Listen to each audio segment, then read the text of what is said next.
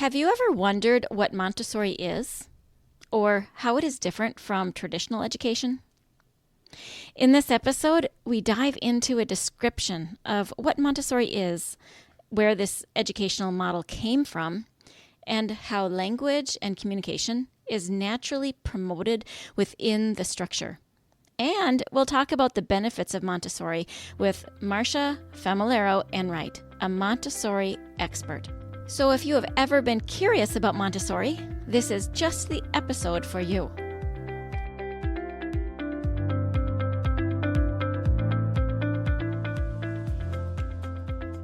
Does your child have a speech-language delay and you really want them to talk?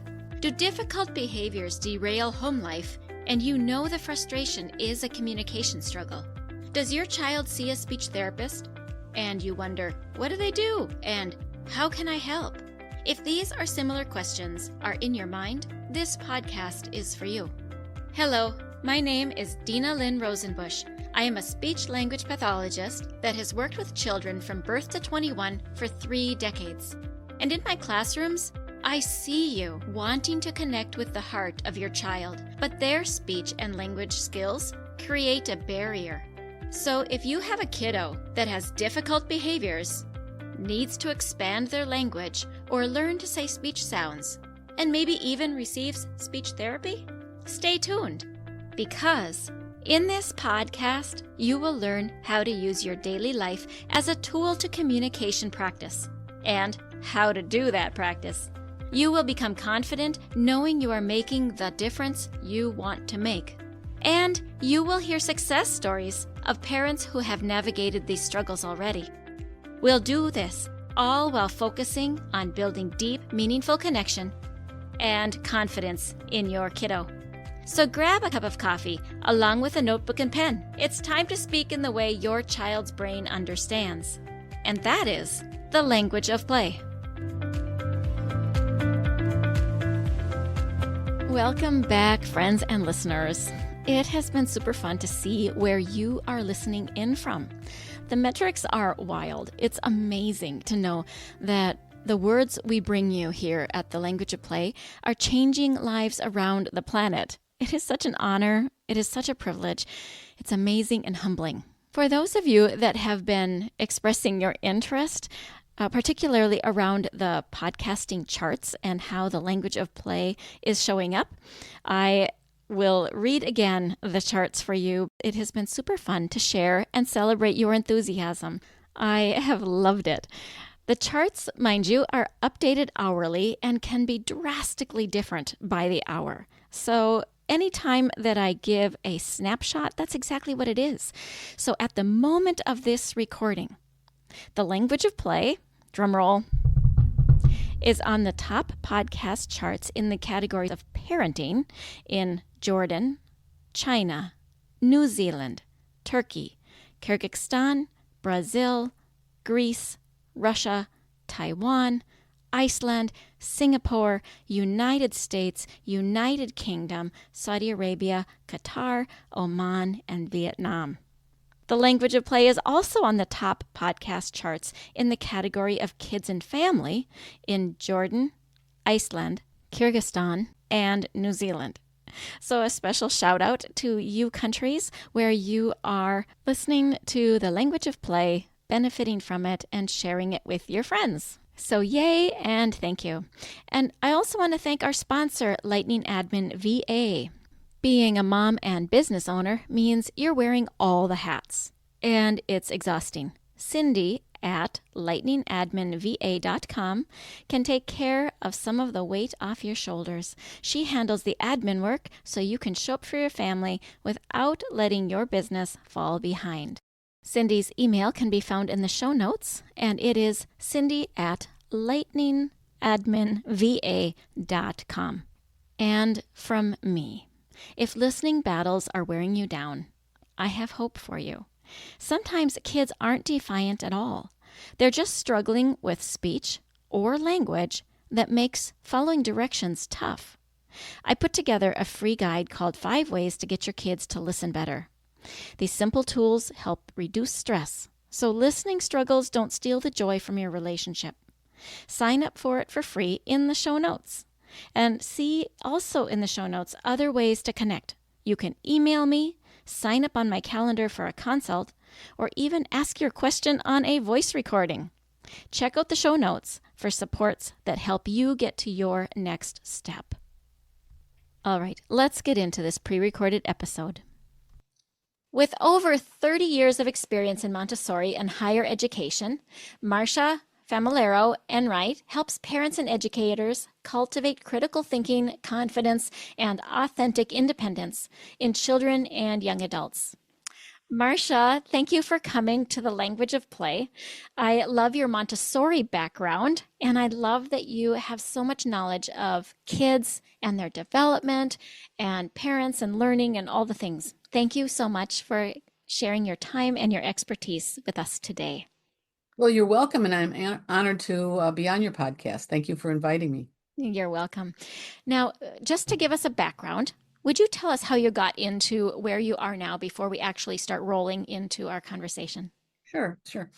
So when I was a kid, I loved going to school. I loved learning. I still do. And I was very frustrated by the kids around me who were goofing around until I realized that they were frustrated and that the way they were being taught wasn't right for them. So I said to myself, I'm going to find a method or a kind of school when I have my own children where it will keep intact their love of learning, because we know that 2-year-olds, you can barely stop a toddler or a baby from learning. But what happens when they go to school and after a while they don't enjoy it and they don't love learning anymore? That's not right. It's not right that happens. So I had my eye open for that kind of a program that would suit that. And when I was about 20, I came across some essays about the Montessori method, and I read them. I said, this sounds exactly like what I was looking for. And then I just educated myself about everything in Montessori. I read everything that she wrote and I learned about it. I visited schools, and then I sent my oldest child to a classic Montessori children's house, or what some people call preschool. And when it was time for him to go to elementary, I wasn't, they had a Montessori magnet program in the area, but it wasn't consistent. So I put him in a small Montessori private school, and after a couple of years, they were moving, and we tried to get them to move to our neighborhood, which is very big on Montessori. I had gotten to know some other parents at the time, and we wanted them to move. They didn't want to. So I had remembered a woman who was a fantastic Montessori teacher who was now having to drive an hour to work. And I thought, maybe she'd like to be right down the block from her house. Yes, she did. Excuse me. And we started a Montessori elementary school. Nice. So that's how I got into it. Mm-hmm. Nice. That takes a lot of gumption to start a school because you want something different for your child. I love it, though. I love the fortitude of that. Thanks. Can you explain what the difference is between Montessori and traditional education for our listeners that don't know? Sure. There are many differences. For one thing, the Montessori approach was created by the first woman doctor in Italy, who recognized that back in 1907, that children have different developmental stages. In other words, that they learn in different ways at different ages, and that the learning should be tailored to the way that their level of development, or she called it plane of development. This is kind of taken for granted now, but she was the one who first discovered this and spent about 50 years observing children in schools all over the world, watching what they did, scientifically measuring it, very carefully figuring out what they needed, and creating materials which are like games for them to learn from, and creating classrooms that were appropriate for what was good for children. For example, she's the first one to introduce child-size furniture. She's the first, as much as possible, things were set up in the classroom so that the children could do things themselves, with the idea that you're trying to prepare a child to become an independent adult. And what do you need to do all the way along? The other critical thing that she introduced was that the learning should be individually tailored, so that A child who maybe is very advanced in reading, but behind some of the other students in math can go at their own pace. And the approach in the Montessori classroom is not where am I relative to a test or relative to everybody else, but where am I in terms of what I need to learn? And what happens is that the children develop a tremendous work ethic. The kind of work that they're doing in the classroom, the learning that they're doing is very satisfying to them. It puts them into a flow state, if your listeners know what that means. Yeah. And so they want to do it more and more, and they end up becoming wanting on their own to follow the principles, the rules of the classroom so that they can get more and more learning of that kind. I love that. It sounds so holistic for the child. Mhm. Can you address, because this is a podcast on language development, speech development, can you talk about the language that might be different in a Montessori classroom? You mean the way people talk or the way it's taught? Both. The way Oh, people interact, kind of both ways. Because I'm imagining that there must be a different level of freedom. There must be a different level of communication with the teacher and the child in order to allow different kids to do different things. I think it's a time of year. My throat is scratchy just like yours. oh, terrible. Yeah. We're both sitting here coughing. It's late fall and it's as we're recording and it's pretty dusty and dry where we are. Yeah. Um, in the Montessori classroom, I imagine that the interaction that happens is going to be somewhat designed by the freedom of the curriculum towards independence. So the conversation is going to potentially, correct me if I'm wrong, be more on what do you need to do and when are you done and like questions like that versus get in line, we're doing this now, change your task. Am I right in assuming that? You are absolutely correct. Okay, Yes. expand on my understanding. So let me just paint a picture first for parents who don't know about Montessori, what the classroom looks like. There are many low shelves, child-sized shelves all around the room with the materials in their subject area and in their order of difficulty on the shelf. And the classrooms are organized in 3-year age spans. So this gives a very large uh, selection of materials for children to work on. And it also encourages them to know people of different levels. And the older students in the classroom become the mentors for the younger students. They can actually help them. And the interesting thing about it is, when you teach something, you end up learning it better. Mm. So this also reinforces the learning of the older students. So you have a lot of that going on. And each person is working on their own work in a space. It could be on a desk, it could be on the floor on a mat, it could be at a table. They can work with people or they can work by themselves. They don't have to work together. The teacher spends time observing each child and figuring out where that child is at in terms of their learning in the different subject areas, and then figuring out when to introduce them to new materials. And she does it in small group lessons, like 3 or 4 students together. And it's a demonstration lesson with the materials, with as little talking as possible, actually, Oh, interesting. in most of the lessons. Uh, the the child works on after a lesson, the child can work on that work, or he can work on something else and do it later.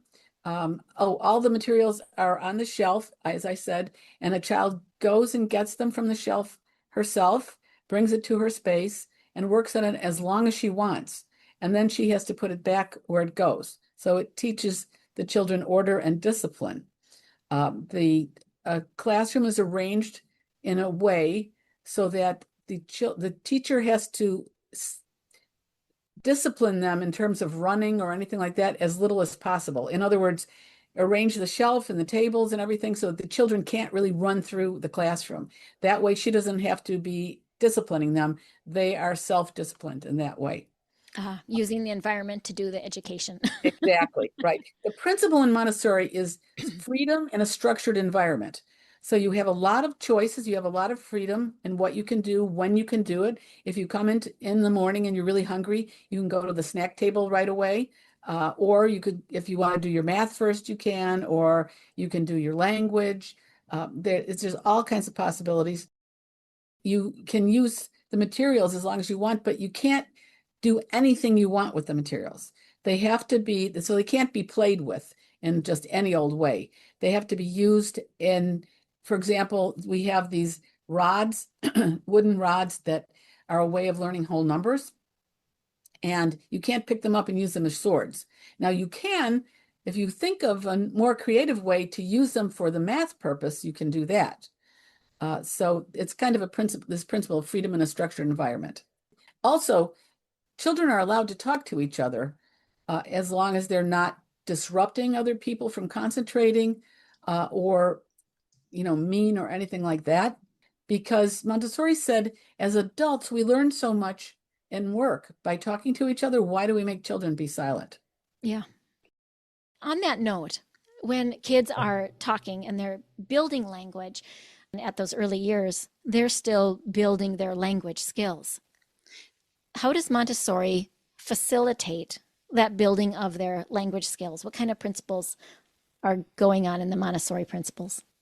Well, I didn't touch on the materials that we use to learn language. Okay. One of the things she discovered, she analyzed learning how to write into two components, knowing the shape of the letters and being able to control your arm movements. So she created two different materials for this. One were sandpaper letters so that the child could feel the shape of the letter. Mm-hmm. And then they were also color coded consonant and vowels. Everything in the Montessori classroom is color coded and it helps you learn the difference. Materials called geometrical insets. They're kind of like metal squares that have a geometrical figure cut out, like a circle or a triangle or a quatrefoil or a rectangle. The child puts them on a piece of paper, and then with a pencil, she's outlining it, using the metal inset to outline it and getting control of her arm that way. What Montessori discovered is that by having the children, and we're talking about 3 and 4 and 5-year-old children work on this, they would spontaneously learn how to write, and they were more interested in learning how to write first than read. Ah, And after they learned how to write, then they would discover they could read. ah, okay. That kind of makes Because sense when you think about what kids like to do. They like movement and they like action. That makes sense. well, they like to master something. They like to Mm. be the master of something. And with writing, it's also expressing their thoughts. So it's getting that out into the world. So that's one of the key materials that we use for learning writing. There's also many other materials for language. For example, um, I forgot what they're called exactly. I think they're called like letter boxes, where you'll have little figures representing something that begins with T, B, certain letters, Mhm. the easy letters to learn first, and then some of the vowels, and the children have a whole work with that. They also, when they get to the point where they can write, they journal every day. They do they also have a and something else that has to do with language is a the peace corner, which is when the children have a conflict, they have to go into a corner to resolve it with each other and Nice. take turns holding, well, for example, it might be a globe, a small globe. And when the person who has the globe has it, then that's the person who can speak, and then the other one gets their turn. And they're taught a certain specific way to talk to each other in conflict. So they're not just flinging nasty names back and forth or being very emotional, but they're talking about, well, what happened that they got upset about and what didn't they like that happened, and then how can they resolve that? So that's another way that they use language in the I class. I love that because that's teaching turn taking. It's teaching the self-regulation. It's Mhm. teaching what language goes with a problem. It's teaching Yeah. them how to resolve conflicts. Mhm. There's a lot, it sounds like, that is within that particular activity. And am I right that that would be led then by the teacher somewhat Yeah, until the kids master how to have this conversation, which is probably exactly. older years? Hmm. Exactly. Mhm. Okay. On your site, you have purposeful conversations and curiosity-led learning. Mhm. Describe that. In the Montessori school? Yep. Okay. Um, well, there might be, for example, something that the child wants to know, the child's interested in. in dinosaurs, or he's interested in trucks. His purpose would be to do the research on the trucks. It might be in books. It might be in the younger years. We don't use computers for the preschool children at all because Good. they're in the sensory motor level of development, and they really need to be working on that. I advocate that one so strongly. I wish we didn't have computers, screens, all of that for our youngest kids in any Hmm. school. I would love to eliminate that. Hmm. Yeah, I don't, it's not good for their development at all. They really need that interaction with the real world. I would fully agree with that for our young kiddos. Yeah. And purposeful conversations would be things like, what are you working on? What are you thinking of working on next? Do you think you mastered this material? If you have, show me how to do that. The child might be asking somebody else in the classroom what work they're working on and how it's done. Is that the kind of thing you wanted to know? Well, I've looked at your website and I'm intrigued by some of the differences between Montessori and regular traditional schooling. And I don't know for myself the differences beyond the normal. And so when I read some of what you said, I thought, I wonder what you mean by that. I And see. so tell me if I'm right in summarizing what you've said. The purposeful conversations are really the interaction between students so that we can get more reciprocity in conversation. Like you, me, you, me. We're having intentional, deliberate conversations about a topic. And that is fostered by the teacher in the classroom. Mhm. Okay, and then curiosity led, meaning that the child has a topic that they want to learn and they get to lead by doing that, either that item like you mentioned earlier, which was maybe a child wants to start the day with math and maybe somebody else wants to start it with a snack. But they what they're interested in is what they get to lead with. Mhm. And then and then as they learn that, they get to do it as long as they want to. Mhm. Mhm. Okay, so now I've got this different painted picture that sounds really glorious to me. But I have to say, what is in my mind that is noodling around is how does a teacher keep order as in a classroom when a child is allowed to, like you said, work on math as long as she wants to until she's done, and then she can put it away. And then maybe somebody else is going more quickly through activities. How does the teacher govern that classroom to keep it in order? Um, in that way. Can you answer my question? Because I don't have a visual in my mind, and this is something I've noodled around before. If all the kids are doing different things, how do we know that all the kids are making progress on all the things they need to make progress on? Well, the teacher in a Montessori classroom always has an assistant, so that helps. The assistant is going around and checking on people too, but basically both of them have to be spending time, going around the classroom and watching what the students are doing and then making suggestions if there's a problem.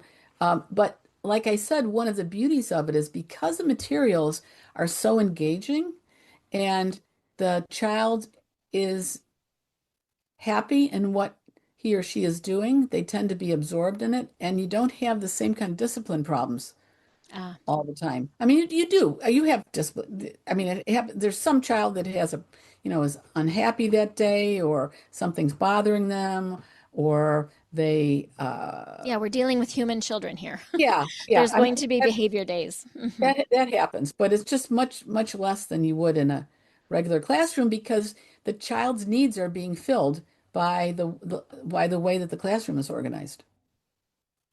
This seems to me to be very empowering for the child to have his own voice. Oh, yes. Yeah, Mhm. that sounds good. All right. Thank you so much. Mhm. What do you wish parents knew about Montessori?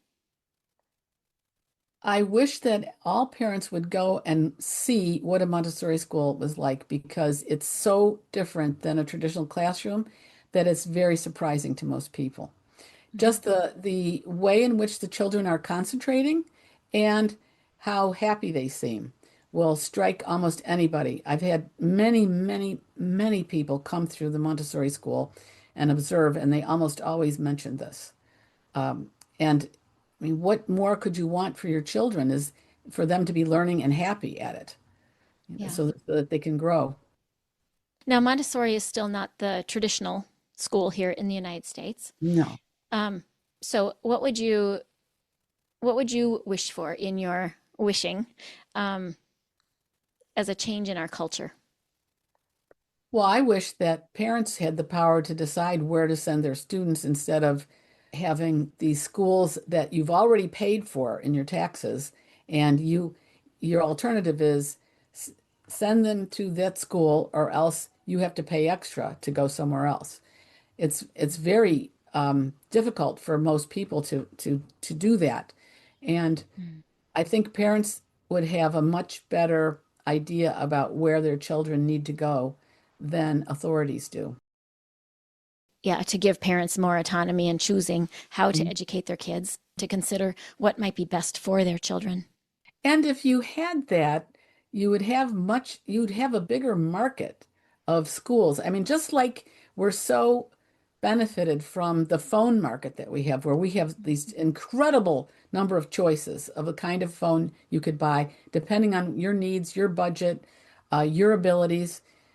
I mean, imagine that with schools. If you had just so many more different kinds of schools trying out, for this child or that child, what they might need, it would be fantastic. It would. And I just want to mention one more thing. Mhm. People spend a lot of money on these after-school tutoring programs.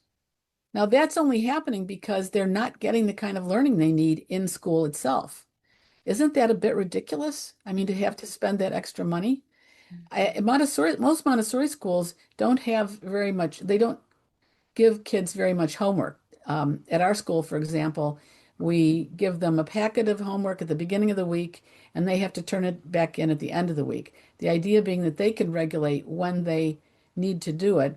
And it tends to be homework that's kind of a just a follow-up or practice on stuff that they're doing during the day. But the learning is so concentrated in a Montessori classroom that it really sticks with you. And so you need that time away from the classroom in order to integrate it in your mind. You know how when you sleep or you learn something and then you go away from it, that's when it seems to come together, and then all of a sudden the next day you understand it. So Hmm. you need that. And if you're doing that really concentrated learning. That sounds beautiful. Sounds wonderful. You're a very good advocate for the Montessori school. And I know you are in Chicago and your school is there in Chicago, right? Mhm. Okay. Yeah, well, So, right now it's a near suburb, but it was in Chicago for a minute. It's in the general area. Yeah. okay. People wanted to get a hold of you to learn more about either Montessori or about your school. Where would you have them go? Oh, for the Montessori school, it's counciloakmontessori.org.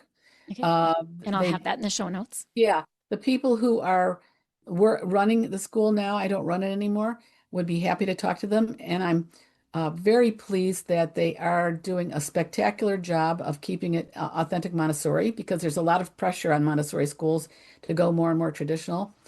They got an A+ rating recently from in I forget which magazine. It had to do with niche schools, A+ rating. And we've gotten ratings like that before in Chicago Magazine several times. Um, and the high Congratulations. That's huge. Thank you. Yeah. And the high school and college program that I run, you can find out about at reliancecollege.org. So I'm taking the Montessori philosophy up to the college level. And I have run seminars in the summer based on my ideas for 16 years very successfully. Most of the students come out of the program after 1 week telling me that their life has been transformed. Oh, that's satisfying. They have tremendous increase in self-confidence and ability to judge anything themselves and their general level of happiness, actually. And Nice. Congratulations. thank That's you. huge. Thank Yeah, you. you've got some really huge wins there. Yeah, I just wanted to mention one quick story about Mhm. one of our alumni who was in the first class of Council Oak Montessori School. And he had been to several different schools and he came to us in fourth grade. He couldn't read at that point, but he learned how to read through our program very quickly. And he said to me, I interviewed him recently, he said that it was so wonderful to come to a school where everyone was there to help each other. They were like, and this is true of many, many Montessori schools. It was like a big family that because you're not in competition with each other in the way that you are in a traditional program, and you're not stratified by age levels in the same way.